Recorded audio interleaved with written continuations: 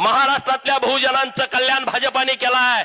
18 महामंडळ स्थापन केले आपल्या सरकारनं, रामोशी समाजासाठी, लिंगायत समाजासाठी, वडार समाजासाठी, सोनार समाज, सुतार समाज, नाभिक समाज, गुरव समाजासाठी, नाथपंथी जे समाज आहेत छोटे छोटे, डवरी गडसी, या समाजासाठी आपल्या सरकारनं 18 महामंडळ तयार केलेले आहेत।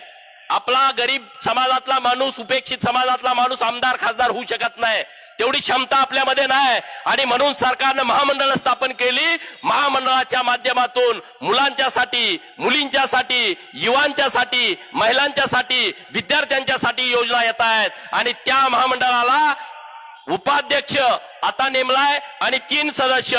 माननीय मुख्यमंत्री महोदयांच्याकडे विनंती केली आहे की त्यामध्ये बदल करून अध्यक्ष आणि 11 सदस्य, त्या महामंडळाच्या अध्यक्षाला राज्यमंत्री पदाचा दर्जा सरकार देणार आहे। आपल्या गरीब समाज